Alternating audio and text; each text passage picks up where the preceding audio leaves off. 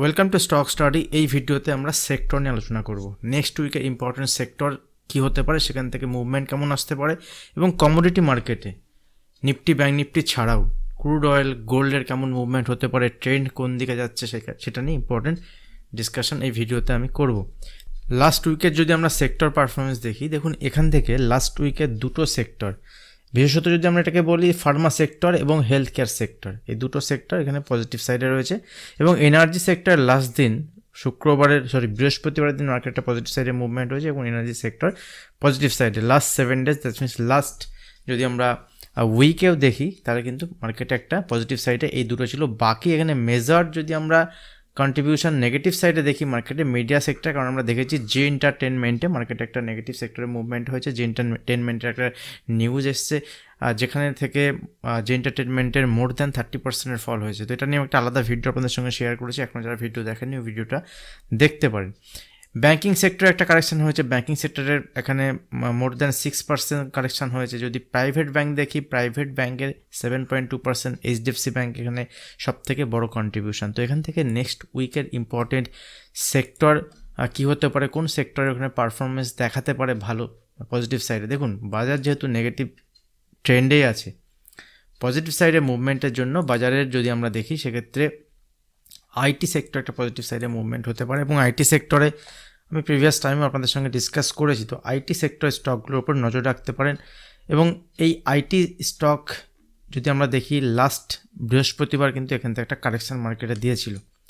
IT সেক্টরে correction দিলেও দেখুন উপরের লেভেল থেকে একটা সাপোর্ট লেভেলের কাছে আছে। আইটি সেক্টর দেখুন এখান থেকে উপরের দিকে মুভমেন্ট হয়েছিল, মুভমেন্ট হওয়ার পরে একটা সাপোর্ট লেভেলের কাছে আছে। এখান থেকে আগামী সপ্তাহে যদি মার্কেটে মুভমেন্ট আসতে হয় পজিটিভ সাইডে, সেক্ষেত্রে আইটি সেক্টর এখান থেকে পারফরমেন্স দেখাতে পারে। কিন্তু দেখুন এখানে যদি এই ট্রেন্ড লাইন যেটা আছে, এখানে যদি এখানে 36,100 লেভেলের নিচে যদি আইটি সেক্টর এখানে ইন্ডেক্স যদি পারফর্ম করে সেখান থেকে কিন্তু এখান থেকে নেগেটিভ সাইডে মুভমেন্ট দেখাতে পারে। কারণ যখনই এখানে আইটি সেক্টরে পজিটিভ সাইডে মুভমেন্ট দেখানোর জন্য আমি প্লে করব, সেক্ষেত্রে আমার প্রপার স্টপ লসের বেসিসে আমরা করব। আদারওয়াইজ কিন্তু এখানে কোনো বাইং সেলিং রিকমেন্ডেশন আমি করছি না, জাস্ট এডুকেশনাল পারপাস আমি এখানে শেয়ার করছি। আইটি স্টকে পজিটিভ সাইডে মুভমেন্ট হওয়ার কারণ হিসেবে যদি আমরা দেখি, দেখুন ইউএস মার্কেটের যে জিডিপি এসছে সেটা একটা পজিটিভ জিডিপি, যেটা রিপ্রেজেন্ট করছে আগামী দিনে ইউএস মার্কেটের গ্রোথ দেখাতে পারে। তার ফলে সবথেকে বেশি বেনিফিটেড হবে আমাদের দেশের আইটি কোম্পানি, কারণ আমাদের দেশের যে আইটি কোম্পানিগুলো আছে মেজর আইটি কোম্পানি, তাদের maximum business more than 50-60% business US থেকে বা ইউরোপিয়ান কান্ট্রি থেকে হয়। তো যদি ইউএসের মোর দ্যান 50% বিজনেস ওখানে হয়, ওদের জিডিপি যদি ভালো আসে, ওদের ওখানে যদি ইকোনমি ভালো হয়, সেক্ষেত্রে আমাদের আইটি স্টকের একটা ভালো পারফরমেন্স এখানে দেখাতে পারে। কারণ লাস্ট কয়েকদিন ধরে এখানে কনসলিডেশনও হয়েছে এবং এই লেভেল থেকে যদি এই সাপোর্ট লেভেল হোল্ড করে এখান থেকে পজিটিভ সাইডে মুভমেন্ট হতে পারে। মেটাল সেক্টর আমি লাস্ট উইকে আপনাদের সঙ্গে ডিসকাস করেছিলাম, সেক্টর ওয়াইজ যদি দেখি এখানে মেটাল সেক্টরে একটা পজিটিভ সাইডে মুভমেন্ট আমরা দেখেছিলাম। এবং মেটাল সেক্টরের যে স্টক ছিল হিন্দালকো, জেএসডব্লিউ স্টিল স্টকগুলোতে একটা পজিটিভ সাইডে মুভমেন্ট দেখাতে পারে। দেখুন চায়নার ইকোনমিকে দাঁড় করানোর জন্য, চায়নার ইকোনমি আমরা দেখেছি লাস্ট 3-4 বছর ধরে যেভাবে ভেঙে পড়েছিল, সেখান থেকে দাঁড় করানোর জন্য চায়না গভর্নমেন্ট কিছু বুস্টার ডোজ ইকোনমিতে দিচ্ছেন। এই বুস্টার ডোজের পর যদি চায়নার ইকোনমিতে রিকভারি আসে, সেক্ষেত্রে সবথেকে বেশি বেনিফিটেড হবে আমাদের ইন্ডিয়ান কোম্পানিতে মেটাল সেক্টর। এবং এই মেটাল সেক্টরের ক্ষেত্রে যদি আমরা দেখি হিন্দালকো, জেএসডব্লিউ স্টিল এইসব স্টকগুলোতে নজর রাখতে পারেন।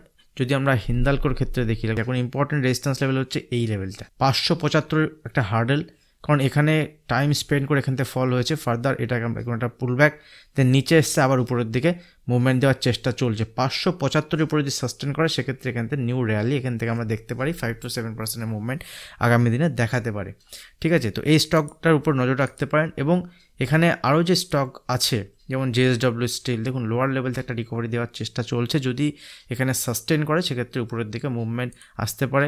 যদি আমরা এখান থেকে কোল ইন্ডিয়াকে দেখি, কোল ইন্ডিয়াও লোয়ার লেভেল থেকে একটা রিকভারি, বাট এখানে একটা শার্প সেল কিন্তু কোল ইন্ডিয়াতে হয়েছে। টাটা স্টিল যদি দেখি, টাটা স্টিলেও লোয়ার লেভেল থেকে একটা রিকভারি, এই স্টকগুলোর উপরে নজর রাখতে পারেন। সুইং হাই যদি ব্রেক করে উপরের দিকে একটা মুভমেন্ট দেখাতে পারে। দেখুন এখান থেকে যদি আমরা কমোডিটি মার্কেটের ক্ষেত্রে দেখি, কমোডিটি মার্কেটের ক্ষেত্রে গোল্ডের যদি আমরা ট্রেন্ড দেখি, এখনও পর্যন্ত গোল্ড কিন্তু পজিটিভ ট্রেন্ডে ট্রেড করছে। এবং গোল্ড দেখুন এখানে যদি আমরা দেখি অক্টোবর মাসে 2023 অক্টোবর মাসে যে লো তৈরি করেছিল, লো তৈরি করার পর এখানে পজিটিভ সাইডেই মুভমেন্ট গোল্ডে দেখা যাচ্ছে। এবং গোল্ড যদিও বা এখানে সুইং দেখুন প্রিভিয়াস সুইং লো যতক্ষণ না ব্রেক না করছে এখান থেকে গোল্ডের ট্রেন্ড কিন্তু পজিটিভ সাইডে আমরা বলতে পারি। এখনও পর্যন্ত ট্রেন্ড এখানে ব্রেক হয়নি, উপরের দিকে পজিটিভ সাইডে মুভমেন্ট দেখাতে পারে। এখন নিচের দিকে মুভমেন্ট কখন হবে, যদি এখান থেকে এই লো সুইং লোকে যদি ব্রেক করে যায় তাহলে এখান থেকে নিচের দিকে মুভমেন্ট হলে এখান থেকে টার্গেট হতে পারে 1975, এটা ডলারে আমি আপনাদেরকে বলছি, ঠিক আছে। দেখুন এখান থেকে যদি আমরা ক্রুড অয়েলের ক্ষেত্রে দেখি, ক্রুড অয়েল একটা ইম্পর্টেন্ট ফ্যাক্টর আমাদের মার্কেটে থাকে। তো ক্রুড অয়েলের এখন যে ট্রেড হচ্ছে, ক্রুড অয়েল একদম হায়ার লেভেলে আমি আপনাদের সঙ্গে শেয়ার করেছিলাম যে এখান থেকে ক্রুড অয়েল একটা কারেকশন আসতে পারে এবং সেখান থেকে 20-30% কারেকশন আমরা এক্সপেক্ট করেছিলাম, কিন্তু হায়ার লেভেল যদি দেখি ক্রুড অয়েল এখান থেকে 30% মুভমেন্ট দিয়ে দিয়েছিল। 20-25% আমরা এক্সপেক্ট করেছিলাম এবং সেখান থেকে ক্রুড অয়েলের লোয়ার লেভেল থেকে রিকভারি। এবং দেখুন এখানে ট্রেন্ড যেটা ছিল ডাউন ট্রেন্ড আস্তে আস্তে এখান থেকে চেঞ্জ হয়ে আপ ট্রেন্ডের দিকে শিফট হচ্ছে এবং নেকলাইন ব্রেক করার পরে উপরের দিকে একটা মুভমেন্ট হয়েছে। এখন ক্রুডের ট্রেন্ড কিন্তু পজিটিভ স্টার্ট হয়েছে, এখান থেকে ক্রুড আগামী দিনে পজিটিভ সাইডে মুভমেন্ট দেখাতে পারে। যদি নিচের দিকে আসে সেক্ষেত্রে এখানে ক্রুডের ক্ষেত্রে 75-74 লেভেল ইম্পর্টেন্ট সাপোর্ট লেভেল হিসেবে কাজ করবে যতক্ষণ পর্যন্ত এই লেভেল হোল্ড করছে। তো ঠিক আছে, যদি নিচের দিকে আসে তাহলে এখান থেকে ট্রেন্ড লাইন ড্র করা যেতে পারে, এই ট্রেন্ড লাইন ইম্পর্টেন্ট হবে। ওভারঅল যদি দেখি ক্রুডের কিন্তু এখানে ট্রেন্ড চেঞ্জ হয়েছে, ট্রেন্ড কিন্তু পজিটিভ সাইডে দেখাচ্ছে।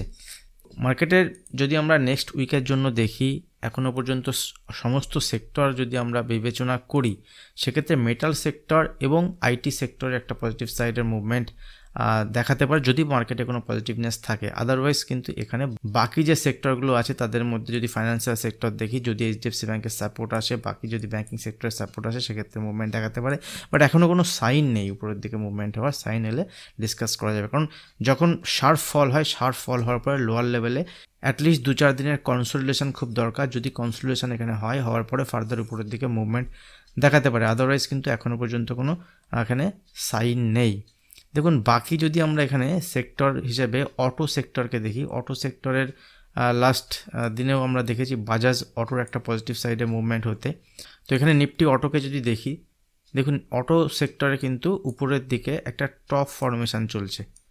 দেখুন যতক্ষণ না পর্যন্ত অটো সেক্টর এখানে 18,852 18,850 লেভেলের উপরে সাস্টেন না করছে, এটা কিন্তু একটা ট্রিপিক্যাল টপ ফরমেশন আমরা বলতে পারি। দেখুন উপরের লেভেলে এটা একটা টপ, দুটো টপ, তিনটে টপ, এখান থেকে আবার উপরে গেলে যদি এই লেভেলকে ব্রেক করে তাহলে এখান থেকে 5-10% মুভমেন্ট দেখাতে পারে। আদারওয়াইজ যদি এই লেভেল ব্রেক না করে এখানে কিন্তু এই লেভেলের মধ্যে যতক্ষণ থাকবে বড় কোনো ট্রেড সেট আপ এই অটো সেক্টরের যে হেভিওয়েট স্টকগুলো আছে সেখানে নেই, কারণ এখান থেকে কিন্তু নিচের দিকে কারেকশন আসতে পারে।